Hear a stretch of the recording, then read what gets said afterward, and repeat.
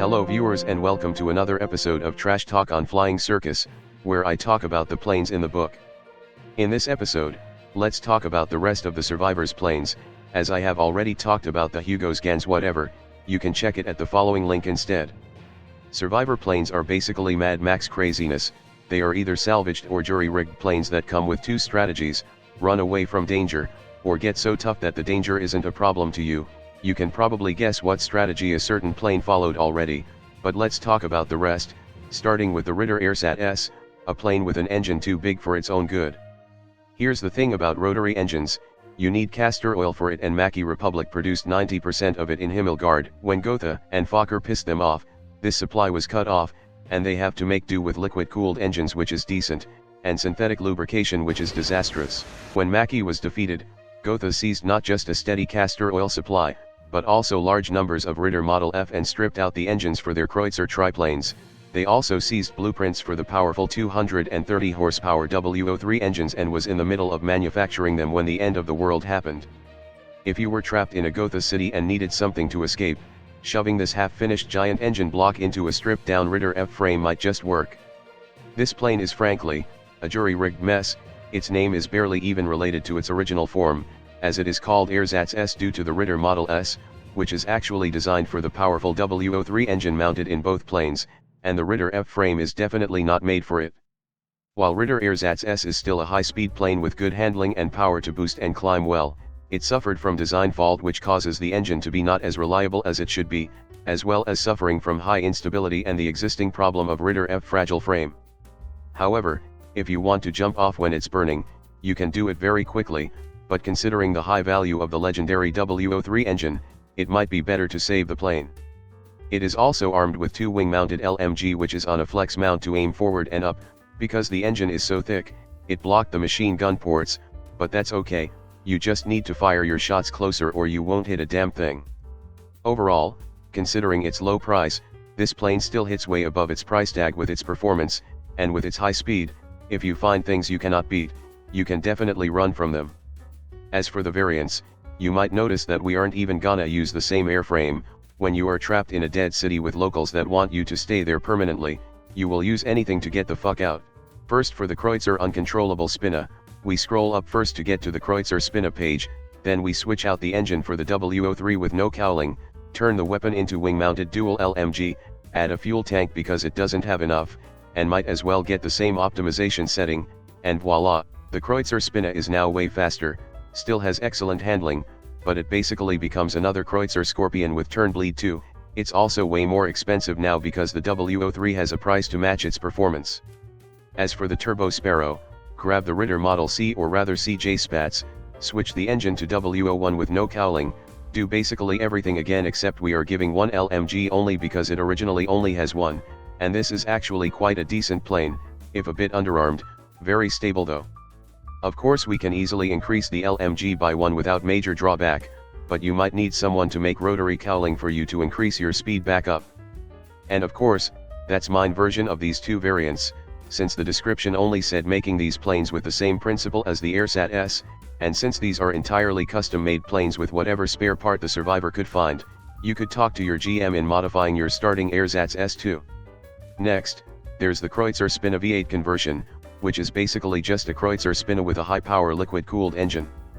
It's kinda weird to constantly talk about the massively different variants of the Kreutzer Spinne without actually having an episode about the Kreutzer Spinne yet, but to sum it up, the Kreutzer Spinne is a very agile plane weighed down by an underpowered engine, so after the end of the war in Macchi, many were brought back to replace it when Gotha finally got good rotary engine and Castor oil supply. Then the end of the world happened and they are stuck in the factories, again. Castor oil, as good as it is at lubricating rotary engine and inducing body fluid release from a human body, only has a shelf life of 1 year, so if someone wants to get out of the dead city in one, they will need to replace the engine with more viable options, like liquid-cooled engine salvaged from downed KW Adler-N. With gast guns from the conversion factory, the resulting performance of these planes is so impressive that some workshops have begun converting intact aircraft. The Kreutzer Spinne V8 conversion, on first glance, is fast, agile, and tougher than the Ritter Airsat S. On second glance, it's probably too far for you to see it already. The engine is also quite reliable, and it also has high drop-off to take advantage of its high boost, and while it only has a single gun, it's a gast machine gun that basically functions as two machine guns at once. But, here's the problem, you have terrible visibility from all the wings in the way, and because the main gun is a gast gun, there's two problems. 1. You only have 5 bursts worth of ammo, so take your shot carefully. 2. Gast gun cannot be synchronized, a problem that doesn't exist with this goddamn plane, but it does with this one, so you have a chance that your own bullets can wear out your own engine. Luckily, you probably don't have enough shots to even cause that problem. Lastly, it has a low radiator, do not get that shot off or your engine will fail very quickly. But, despite everything, it is still a high-speed plane with agility unmatched by a lot of things, so if you are in trouble, you can just run.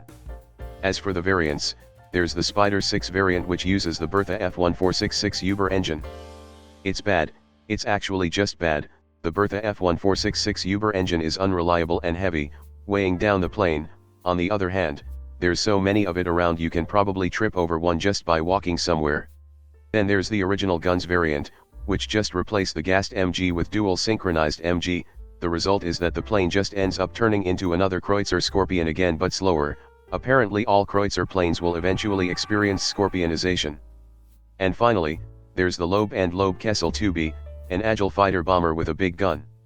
The original Loewe Kessel once served as a bomber and observer for the East Loner People's Republic, and, after the annexation of the ELPR by the United Western Federation, Salomon and Kurt Loewe were conscripted and encouraged to produce a successor, the Kessel II.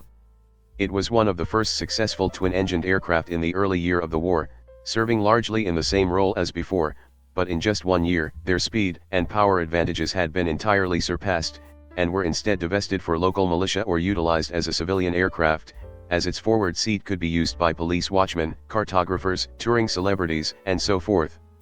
After the end, the wide distribution of these aircraft and their ability to use nearly any power plant made them popular as multi-roles, especially since the unique tail structure and warping wings make them remarkably maneuverable for a bomber. Many were left in the dead cities, but its engines are remarkably easy to restore to working order for anyone who might want one.